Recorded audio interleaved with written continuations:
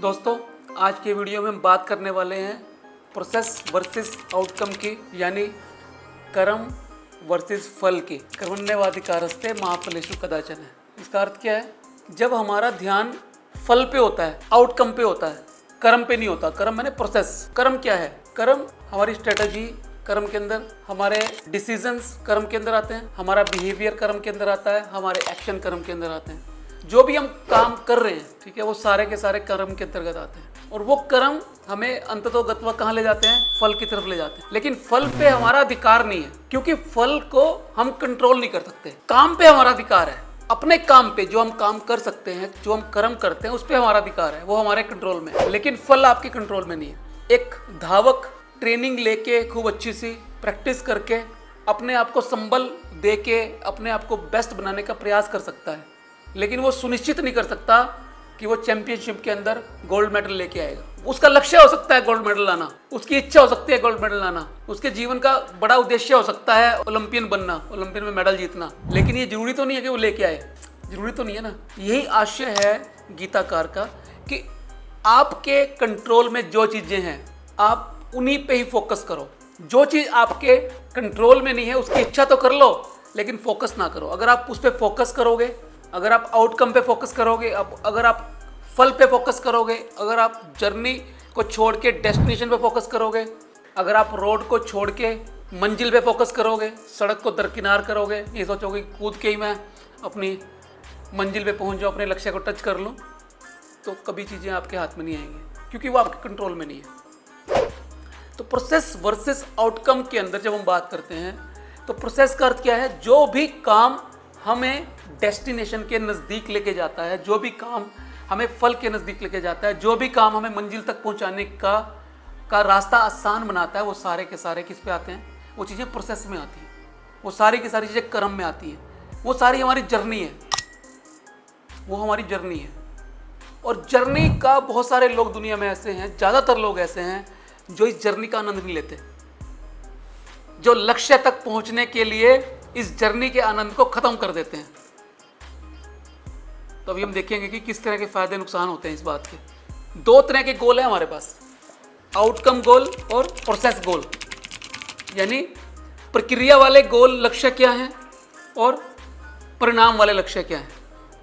प्रक्रिया वाले लक्ष्य और परिणाम वाले लक्ष्य, इन दोनों के अंदर क्या भेद है, क्या उनके हानि है, क्या लाभ है, इनका बैलेंस बना के जीवन के अंदर बड़ी सफलता कैसे प्राप्त की जा सकती है और आनंदित जीवन कैसे लिया जा सकता है, ये इंपॉर्टेंट है। अगर हमारी कोई इच्छा पूरी नहीं होती, कोई लक्ष्य पूरा नहीं होता और हम हमेशा गोल ओरिएंटेड रहे हैं, हम हमेशा आउटकम ओरिएंटेड रहे हैं, तो क्या होगा? अंततोगत्वा जब कोई इच्छा पूरी नहीं हुई, जब कोई लक्ष्य पूरा नहीं हुआ, क्या होगा?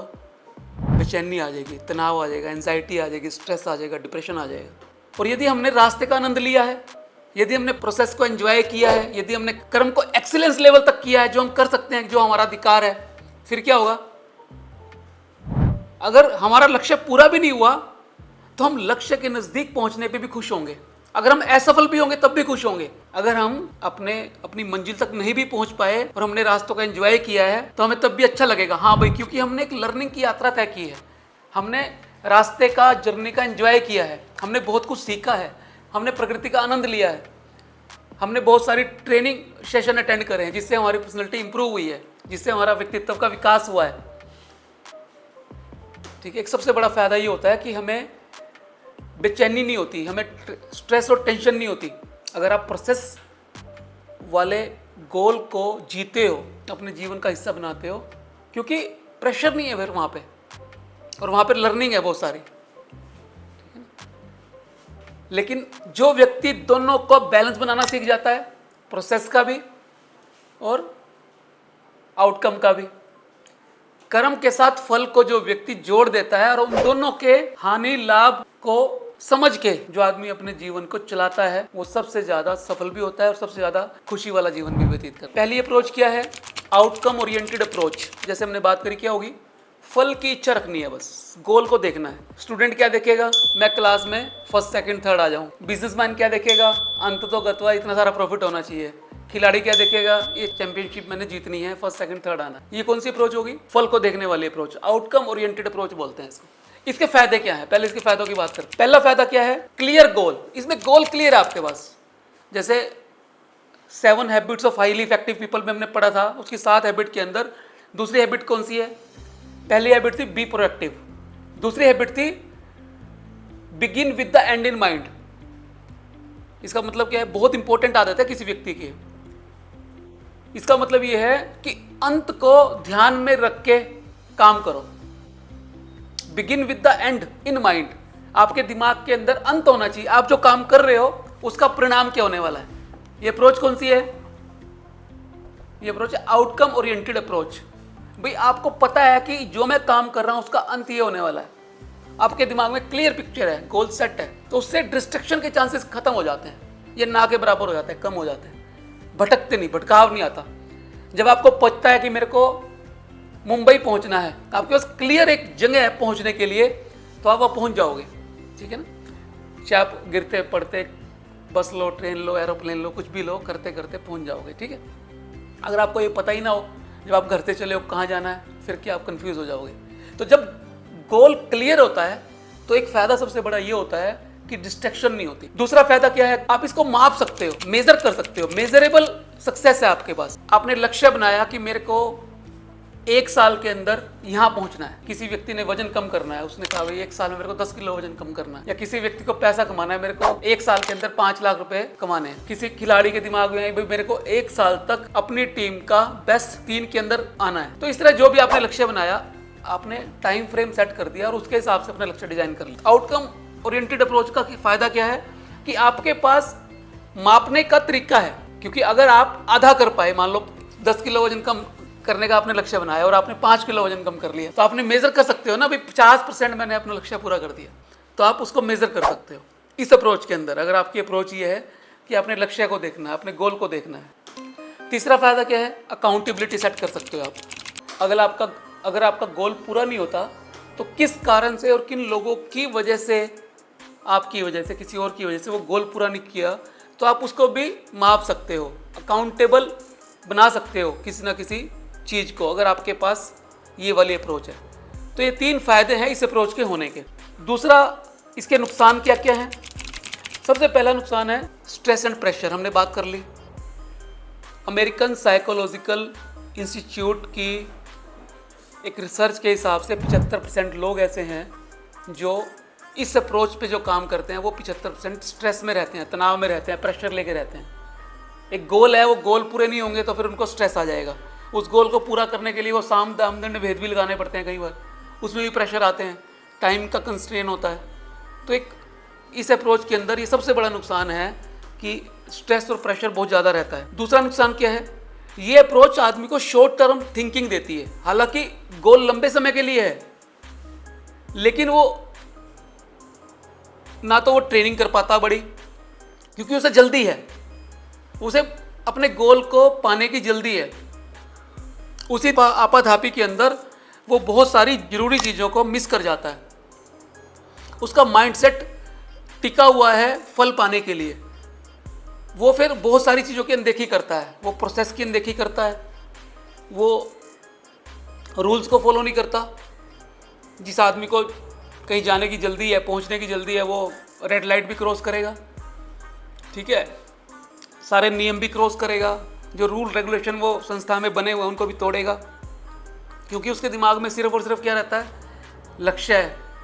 चाहे वो साम दाम दंड भेद कोई भी नीति अपनाए, उसके दिमाग में एक ही चीज़ रहती है, लक्ष्य है। तीसरा नुकसान क्या है इसका? Neglect of learning. वो कुछ भी नया सीखने से कतराएगा, क्योंकि आउटकम ओरिएंटेड अप्रोच के अंदर सबसे बड़ा नुकसान यही है कि वो जल्दी में है।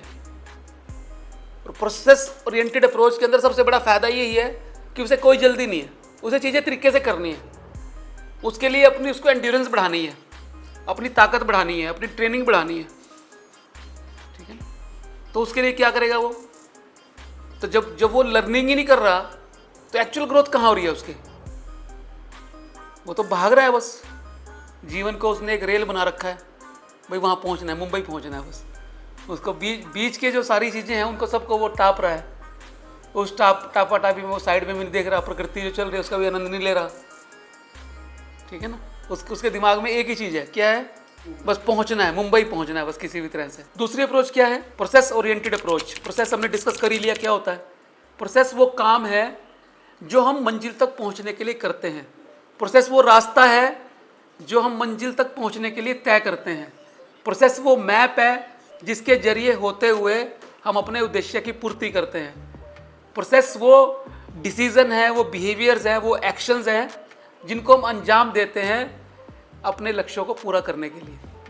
तो ये अप्रोच सबसे इंपॉर्टेंट अप्रोच है और गीताकार का भी यही कहना है, कर्मण्येवाधिकारस्ते, आपके अधिकार में है ये। क्योंकि प्रोसेस जो है, कर्म जो है, कर्म के जितने भी तत्व हैं वो सारे के सारे आपके अधिकार में है। डिसीजन लेना अधिकार में है, अच्छा बुरा क्या है वो काम करना आपके अधिकार में है, आपका स्वभाव आपके अधिकार में है, आपका चरित्र आपके अधिकार में है, ठीक है, आपके बिलीव्स आपके अधिकार में है, ठीक है ना। तो सारी चीज़ें जो आपको आपके लक्ष्य तक पहुंचा सकती हैं वो आपके अधिकार में है। लेकिन लक्ष्य पाना, मंजिल पाना, फल पाना ये आपके अधिकार में नहीं है। और जो चीज़ आपके अधिकार में होती है उस पर आप काम कर पाते हो, जो चीज़ अधिकार में नहीं है उस पर काम कर पाते हो? बताओ। बारिश आना ना आना आपके अधिकार में है, मौसम खराब होना या अच्छा होना आपके अधिकार में है, गर्मी सर्दी आपके अधिकार में है, सूरज कब निकलेगा कब छिपेगा ये अधिकार में है, बीमार होना ठीक रहना आपके अधिकार में है। आप पेपर की तैयारी के लिए जा रहे हो, आपकी बस छूट गई, आप भागा दौड़ी भी करी आपने, या उस दिन आप बीमार हो गए, ये आपके अधिकार में नहीं है। आपके अधिकार में क्या है? खूब मेहनत करना आपके अधिकार में है, अच्छी ट्रेनिंग लेना आपके अधिकार में है, जिम जाके स्वास्थ्य बनाना आपके अधिकार में है, अच्छा या बुरा खाना आपके अधिकार में है। शरीर अच्छा बनाने के लिए अच्छा भोजन खाते हो, बुरा खाते हो, उस चुनाव करना आपके अधिकार में है। बीमार होना नहीं होना आपके अधिकार में नहीं है, लेकिन बीमार ना हो उसके लिए काम करना तो आपके अधिकार में है। तो ठीक उसी तरह से लक्ष्य को प्राप्त करने के लिए जितने भी कर्म करे जाते हैं वो सारे आपके अधिकार में है, लेकिन लक्ष्य आपके अधिकार में नहीं है, क्योंकि नेचर ने ये चीज़ आपको दी ही नहीं। ये तो वो तय करती है कि आपको क्या मिलेगा, ठीक है ना। ये अधिकार तो उसने अपने पास रखा है। जन्म लेना या मृत्यु होना आपके अधिकार में नहीं है, वो भी सब नेचर के हाथ में है। आपकी इच्छा तो कुछ नहीं होता ना, कि आपके पास कोई अलादीन का चिराग तो है नहीं, आपको खुल जा सिम सिम या मेरे को ये दे दे आज वो हो जाएगा, ऐसा तो नहीं होगा ना। हाँ, आपके अधिकार में कर्म है, आप कर्म कर सकते हो, बढ़िया वाले कर्म कर सकते हो अपने आप को बेहतर बनाने के लिए, वो आपके अधिकार में है। अब इस अप्रोच का फ़ायदा क्या है? प्रोसेस ओरिएंटेड अप्रोच का सबसे पहला फ़ायदा है कंटिन्यूस इम्प्रूवमेंट।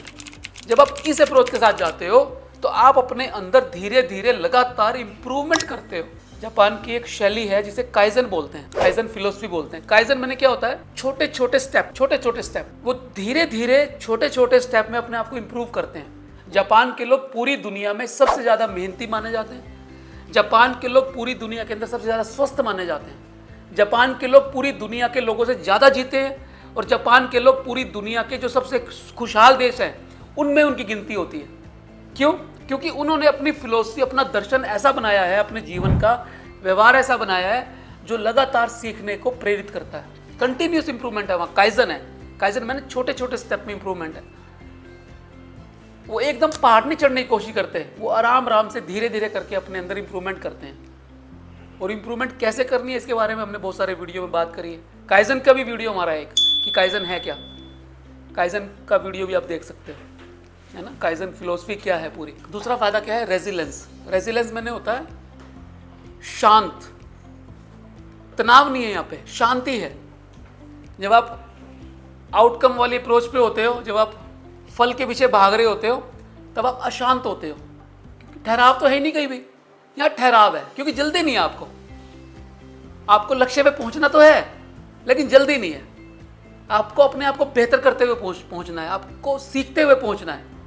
तो ये शांति वाला रास्ता है। थोड़ा सा लंबा है, थोड़ा लंबा रास्ता है, लेकिन शांति वाला रास्ता है। तो एक बहुत बड़ा फायदा है। नहीं तो आदमी स्ट्रेस में गिर जाए, अननेसेसरी के तनाव में चला जाए, डिप्रेशन में चला जाए। और तीसरा फायदा क्या है? इंट्रिंसिक मोटिवेशन है। ये आपको अंदर से मोटिवेशन आती है। जब आपका लक्ष्य बड़ा होता है और आपको पहुंचने की जल्दी होती है तो बाहरी मोटिवेशन, बाहरी प्रेरणा वाली चीज़ें, बाहरी प्रेरक तत्व, बाहरी मोटिवेशन सबसे इंपॉर्टेंट होती है।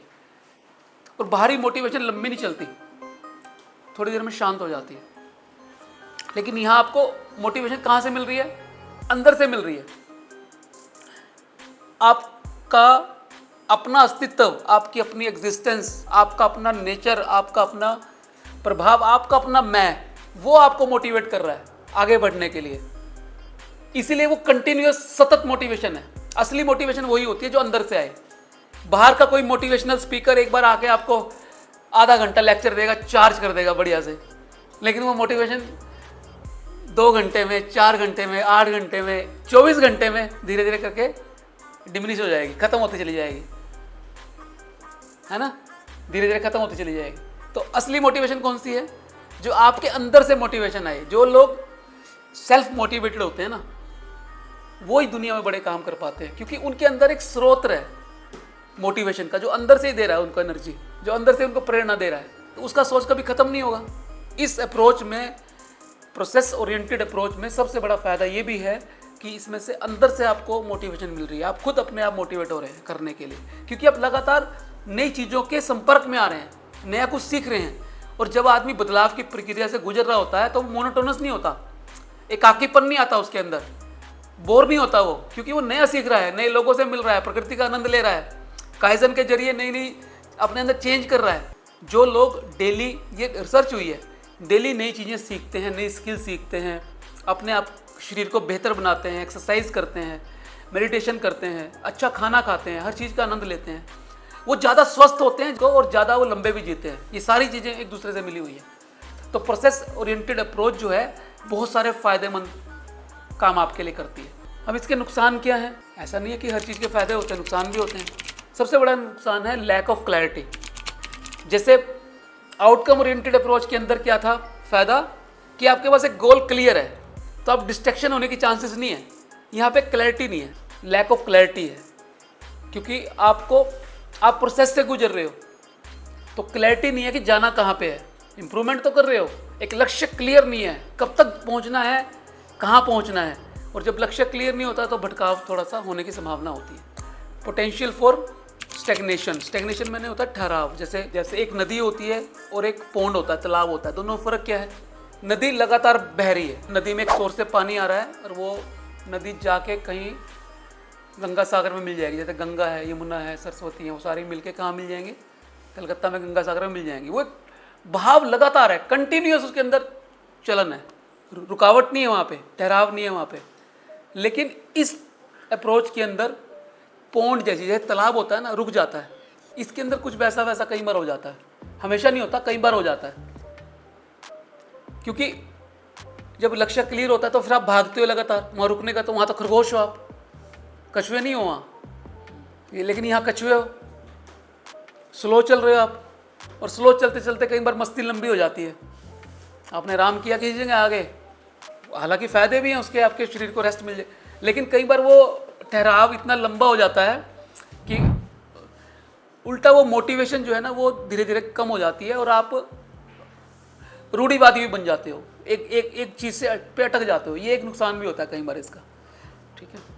और तीसरा क्या है, जो उसका फ़ायदा था, आउटकम ओरिएंटेड अप्रोच का फ़ायदा था, वो इसका नुकसान ये है कि यहाँ पे मेजरेबल डिफ़िकल्टीज आती है। हम माप नहीं सकते कि पहुँचे कहाँ हैं, क्योंकि यहाँ लक्ष्य क्लियर तो है नहीं इस अप्रोच में, तो एक दिक्कत ये आती है। तो ऐसा नहीं है कि दुनिया में हर चीज़ के फ़ायदे भी होते हैं, नुकसान भी होता है, लेकिन ओवरऑल जो दोनों को हम कंपैरिजन करें तो ज़्यादा बढ़िया अप्रोच कौन सी होती है? आउटकम ओरिएंटेड अप्रोच से बेहतर अप्रोच कौन सी होती है? प्रोसेस ओरिएंटेड अप्रोच, यानी कर्म पे फोकस करना, अपने बिहेवियर के अंदर बदलाव करना, अपने नेचर के अंदर बदलाव करना, अपनी स्ट्रेटजी के अंदर चेंजेस करना, बेहतर बनाना उनको, एक्शन पे काम करना, डिसीजन लेने की क्षमता पैदा करना। ये चीज़ें ज़्यादा इंपॉर्टेंट हैं सिर्फ गोल को देखना। बैलेंसिंग प्रोसेस एंड आउटकम, अगर हम इन दोनों का बैलेंस बना दें, दोनों को ब्लेंड कर दें, और किस तरह से करें कि हम बेहतर हो जाएं, कैसे करना है? सबसे पहला है set clear goals with flexible plans. पहले वाले में क्या था?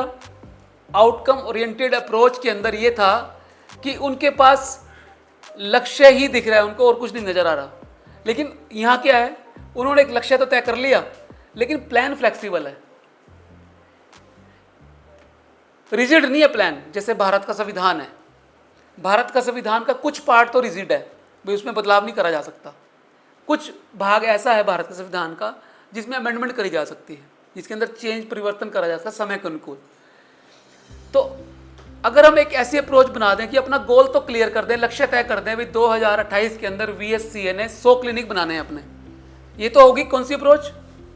Outcome oriented approach. लेकिन हम एक प्लान फिक्स ना करें, भाई ऐसे ही करना है, यही रास्ता है वहां तक पहुंचने का, क्योंकि अगर वो रास्ता नहीं पहुंचा सका तो हम कभी पहुंच नहीं पाएंगे। तो हम वो प्लान फ्लेक्सिबल कर देते हैं, भाई इस रास्ते से बात नहीं बनी तो हम इस रास्ते से जाएंगे, इससे नहीं बनी तो हम इससे जाएंगे। क्या समझे? ये कौन सी अप्रोच है? ये आउटकम ओरिएंटेड अप्रोच के साथ प्रोसेस ओरिएंटेड अप्रोच को हमने ब्लेंड कर दिया कि हमारा प्लान फ्लेक्सिबल है लेकिन लक्ष्य क्लियर है। Clear goal with flexible plans. तो दोनों चीजें हमने ब्लेंड कर दी, अंधे और लंगड़े को मिला दिया, कछुए और खरगोश की दोस्ती करा दी, ताकि दोनों टाइम पे पहुंचेंगे। ठीक है। अब दूसरा हमने क्या किया? सेलिब्रेट एफर्ट्स एंड सक्सेस, है ना। अब हमने क्या किया दूसरे में? हम एफर्ट्स को भी सेलिब्रेट कर रहे हैं, यानी हम जर्नी को भी सेलिब्रेट कर रहे हैं। हम मुंबई पहुंचते हुए प्रकृति का आनंद भी ले रहे हैं, हम गपशप भी कर रहे हैं, ताश भी खेल रहे हैं, ठीक है, रास्ते के दौरान। हम हर चीज जो मिलती जा रही है उसके बाद उसे सीखते जा रहे हैं, कंटिन्यूस इंप्रूवमेंट करते जा रहे हैं अपने अंदर, लोगों से मिलते जा रहे हैं, अपना नेटवर्किंग बनाते जा रहे हैं, उस जर्नी का भी आनंद ले रहे हैं। खाली हमें जल्दी नहीं है मुंबई पहुंचने की, हम दोनों काम कर रहे हैं। हमें पहुंचना भी है लेकिन पहुंचते हुए उस रास्ते का भी आनंद लेना है। ठीक है। उन छोटे छोटे मोमेंट्स को जब हमने अचीव करी है उसको सेलिब्रेट भी करना है, शाबाशी भी देनी है अपने आप को, अपनी टीम के लोगों को शाबाशी भी देनी है, भाई हाँ हम यहाँ पहुँच गए। खाली हमने लक्ष्य की तरफ ही नहीं देखना, हमने उस प्रोसेस का भी एंजॉय करना है, उन दोनों को हमने साथ साथ लेके चलना है। तो ये है सेलिब्रेट एफर्ट्स एंड सक्सेस। ये सेलिब्रेट एफर्ट्स एंड रिजल्ट्स, उस रिजल्ट जो छोटे छोटे रिजल्ट आ रहे हैं उनको भी हमें महत्व देना है। ठीक है भाई, हमने 100 क्लिनिक का ही आनंद नहीं बनाना 2028 में, 4 साल पड़े अभी, तो हर क्लिनिक खुलने के बाद आनंद बनाना है। ठीक है ना। तो छोटे छोटे जो रिजल्ट आते हैं उनका भी हमने आनंद लेना है। तीसरा हमने क्या करना है? Reflect and learn. हमने बीच बीच में रुक के आकलन करना है कि हम पहुंचे कहाँ हैं। हमने मेजर करना है चीज़ों को, जैसे प्रोसेस ओरिएंटेड अप्रोच के अंदर नहीं किया जाता, जैसे आउटकम ओरिएंटेड अप्रोच के अंदर किया जाता है। हमारे पास एक लक्ष्य है, हमने लक्ष्य कितना पूरा कर लिया है उसकी हम परसेंटेज मापते हैं। यहाँ में हमने यही करना है। ठीक है। हमने रिफ्लेक्ट भी करना है और लर्न भी करना है, दोनों चीज़ें साथ साथ करनी है। अब थॉमस एल्वा एडिसन का नाम सुना आप सबने? जब एक पत्रकार ने एक प्रेस कॉन्फ्रेंस पे उससे पूछा उसकी जर्नी के बारे में, तो भाई आपने इतना टाइम खराब कर दिया, इतना वो करा, तो उसने क्या कहा कि मैंने वो 9,999 तरीके सीखे हैं जिनसे बल्ब नहीं बनाया जा सकता। कितनी पॉजिटिव अप्रोच है, उसमें भी लर्निंग है। भाई मेरे को ये पता है कि ये रास्ते मेरी मंजिल तक जाते ही नहीं है, तब मैं दूसरों को बता सकता हूँ भाई इन पे मत चलियो, ये जाता है बस एक, इस पे चलना है ना। तो ये है रिफ्लेक्ट एंड लर्न अप्रोच। ऐसा थोड़ी है कि चलते हुए कोई गलतियां नहीं होंगी हमसे। जो भी हमें सफल व्यक्ति दिखते हैं वो एक दिन में थोड़ी सफल बनते हैं। 10,000 घंटे का रूल हमें याद है ना, कि किसी भी चीज़ में महारत हासिल करने के लिए 10,000 घंटे चाहिए होते हैं या 10 साल चाहिए होते हैं। एक खिलाड़ी, अच्छा खिलाड़ी, वर्ल्ड लेवल का खिलाड़ी बनने के लिए 10,000 घंटे की ट्रेनिंग, डेडिकेटेड ट्रेनिंग करनी पड़ती है। नीरज चोपड़ा एक दिन में थोड़ी बन गया कि वो एक दिन में भाला फेंकना उसने सीख लिया और ओलंपियन बन गया। वो उसको सतत जिंदगी के 10 साल उसको लगे हैं यहाँ तक पहुँचने में, जर्नी को तय करने में। कितनी मेहनत, कितनी डेडिकेशन, कितनी ट्रेनिंग, कितनी विग्रस, कितनी रातों को वो सोया नहीं होगा, कितनी उसकी ट्रेनिंग करते हुए शरीर में दर्दें होंगी, चोटें लगी होंगी, है ना। तो ये छोटी चीज़ थोड़ी है कोई। हमें सिर्फ सफलता दिखाई देती है, शिखर पे पहुंचा वो पुरुष दिखाई देता है, उसके पीछे की मेहनत कितनी है, लगन कितनी है, जो जर्नी उसने तय किया वो थोड़ी दिखती है हमें। जो आदमी एवरेस्ट चढ़ता है, खबर आ गई भाई एवरेस्ट पे पहुंच गया कोई व्यक्ति, उस एवरेस्ट तक पहुंचने के लिए उसने कितने सालों की मेहनत करी होती है वो थोड़ी नजर आती है। तो बहुत लंबा समय चाहिए होता है और वो प्रोसेस सबसे इंपॉर्टेंट है। कैसे, क्या डिसीजन उसने लिए, क्या उसने उसकी शेड्यूल रहा, सारा वो सारा प्रोसेस है। फिर हमने क्या करना है? Foster growth mindset.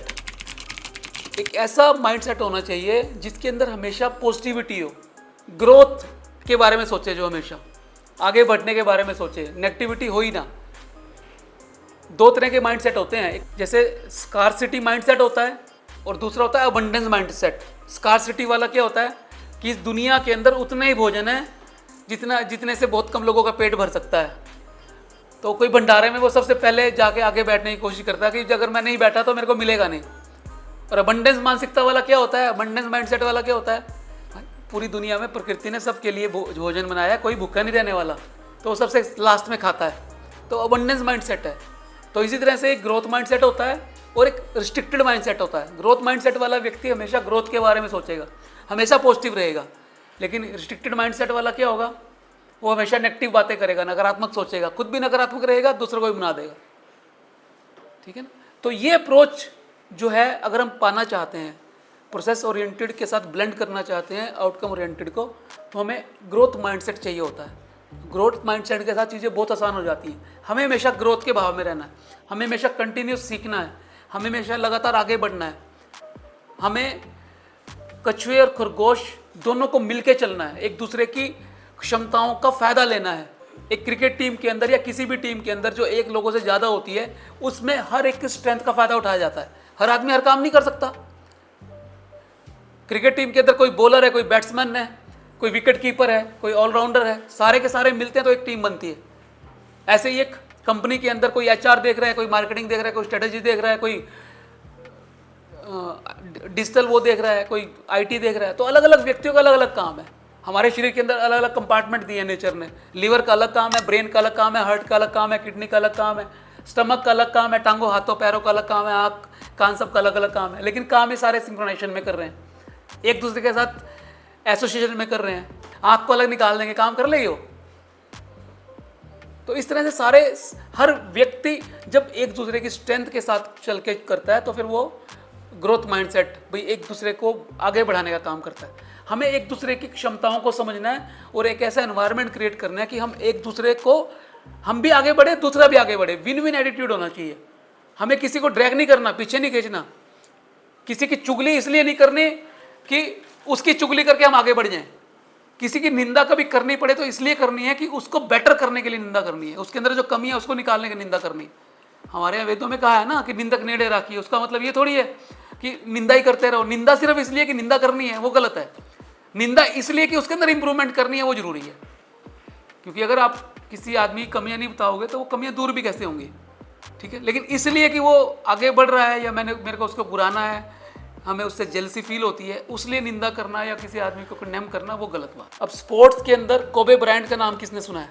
Kobe Bryant एक जबरदस्त एथलीट, पूरी दुनिया के अंदर कितने ओलंपिक्स गेम जीते उसने। वो ये कहता है कि मैं कोई बहुत इंटेलिजेंट आदमी नहीं हूँ जो मेरे को इतना सम्मान पूरी दुनिया के अंदर मिला। हाँ, ये कह सकते हैं कि मैंने दुनिया में सबसे ज़्यादा मेहनत करी है। उसके बारे में पढ़ना, उसकी जीवनी पढ़ना कि मैंने सबसे ज़्यादा मेहनत करी है। मेहनत का कोई विकल्प नहीं होता। बिना मेहनत करे दुनिया में कोई भी व्यक्ति बड़ा नहीं बनता, बड़ा सफलता प्राप्त नहीं करता, क्योंकि मेहनत का कोई विकल्प नहीं होता। मेहनत तो करनी पड़ेगी। ठीक है। तो वो नेचर ने सबको क्षमताएं दी हैं, सबके अंदर बीज से पेड़ बनने की संभावना है, लेकिन उसके लिए सर्कमस्टेंसेस फेवरेबल चाहिए, वो खुद देने पड़ते हैं। और जब आप अपने लिए काम करते हो तो फिर प्रकृति भी आपकी सहायता करती है। ये बार बार बातें आती हैं क्योंकि ये बातें सही हैं। वो है ना कि जब आप ही अपने लिए कुछ नहीं करोगे तो आपको कुआं तो कभी प्यासे के पास आता नहीं, जाना तो प्यासे को ही पड़ेगा कुएं के पास। प्रकृति के नियम के खिलाफ है ना ये कि कुआं चला जाएगा। प्यास तो प्यासे को लगी तो उसको तो पानी पीने के लिए जाना पड़ेगा। अगर हम यही सोच लें कि मैं यहाँ बैठा हूँ और प्यास से मर रहा हूँ, कोई मेरे मुंह में आके पानी डाल देगा, तो ऐसा तो नहीं होता। ये तो कर्म सिद्धांत के भी विपरीत बात है।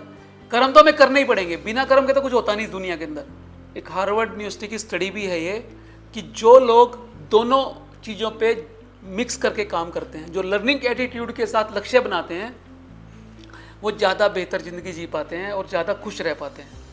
ठीक है। तो अल्टीमेटली सारी आज बात का निचोड़ ये है कि हमें अपने लक्ष्य भी बनाना है, हमें प्रोसेस पे भी ध्यान देना है, आउटकम पे भी ध्यान देना है, हमें कर्मों पे भी ध्यान देना है, हमें फल पे भी ध्यान देना है, हमें डेस्टिनेशन पे भी ध्यान देना है और जर्नी पे भी ध्यान देना है, हमें रास्ते का आनंद भी लेना है और हमें लक्ष्य तक भी पहुंचना है। इन दोनों अप्रोच को मिला के, इनको ब्लेंड करके एक ऐसी अप्रोच तैयार करनी है जो विन विन हो, जो कम समय के अंदर हमें अपने लक्ष्य तक पहुंचा दे और जिसमें हमें सर्वाधिक खुशी मिले।